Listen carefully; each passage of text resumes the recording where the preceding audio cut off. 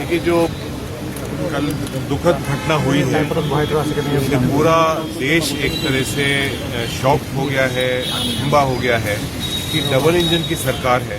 दिल्ली में भारतीय जनता पार्टी की सरकार है, गृह मंत्री केंद्र में सरकार है और एक बहुत इम्पोर्टेंट जगह पर ये ब्लास्ट हो जाए और जो खुफिया एजेंसीज हैं, ईडी है, बहुत बड़ी आईबी है, ये सब क्या कर रहे हैं? तो इसलिए एक बहुत बड़ा फेलियर रहा है इस सरकार का और आज एक पूरे देश के अंदर एक तरह से दहशत बनी हुई है कि चांदनी चौक और रेड फोर्ट की तरफ इस तरह से एक ब्लास्ट हो सकता है, तो कहीं भी वो ऐसा ब्लास्ट हो सकता है। इसका मतलब ये है कि ये सरकार बिल्कुल फेल हो चुकी है, डबल इंजन की सरकार फेल हो चुकी है। इनको अपनी बस ये बिहार के अंदर लगे हुए हैं सरकार को बढ़ाने के लिए, तोड़ने में इनका पूरा मन लगा रहता है, लेकिन एडमिनिस्ट्रेटिवली बिल्कुल जीरो है। तो आपको क्या लगता है, किसी को तो जवाबदेही करना है? जवाब इनको देना पड़ेगा और गृह मंत्री जी को खुद को इस्तीफा देना चाहिए। इनके और जो भी एजेंसीज हैं, आईबी है और जो अलग अलग एजेंसीज बनी हुई हैं, उनको इस्तीफा देना चाहिए, जवाबदेही उनको देना चाहिए। तो अभी आसाम में हमने देखा कांग्रेस का जो लीडर्स, इसलिए बहुत सारे लीडर्स यहाँ पे अभी मौजूद है, तो फिलहाल आगे कैसे बढ़ना है कि चुनाव नजदीक है?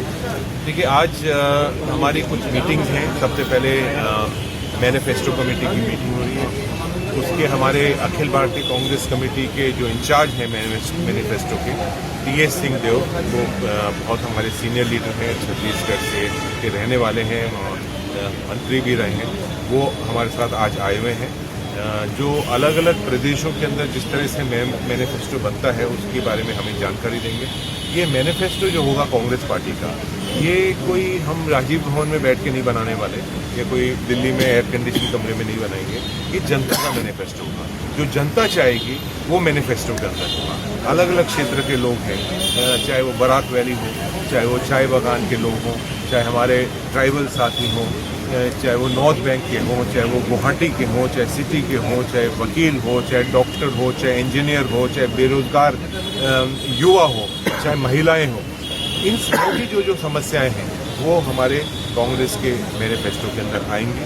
और हमारा कांग्रेस का जो मैनिफेस्टो होता है वो एक तरह से पत्थर की लकीर होता है कांग्रेस पार्टी के लिए। किसी भी प्रदेश के अंदर हमारी सरकार रही है, हमने मैनिफेस्टो को 100% पूरा करा है। हमारा मैनिफेस्टो और भारतीय जनता पार्टी का जो विजन डॉक्यूमेंट ये बनाते हैं, वो उसके अंदर रात और दिन का फर्क है। वो सिर्फ वोट लेने के लिए बनता है और हम जनता की भलाई के लिए बनाते हैं। बीजेपी पहला वादा कर चुका है कि वो अगर फिर गवर्नमेंट में आएंगे तो सरसों का तेल, मस्टर्ड ऑयल वो देंगे लोगों को। देखिए, अभी तो है ना, चुनाव का माहौल आ गया है।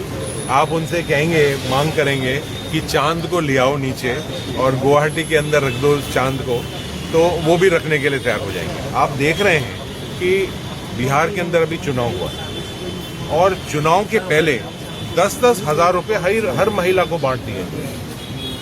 तो ये वोट खरीदने का काम कर रहे हैं, करप्शन कर रहे हैं।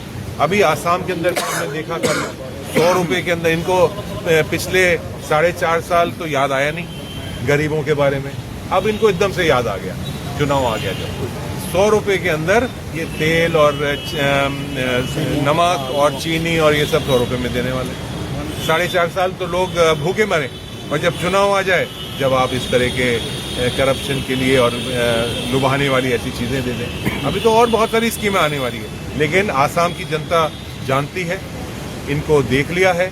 ये एक तरह से करप्शन का, भ्रष्टाचार का अड्डा बना हुआ है।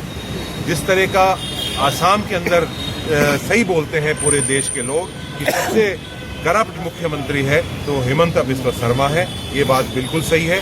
आसाम का बच्चा बच्चा जानता है और अब के ये सरकार को उखाड़ के आसाम की जनता फेंकेगी।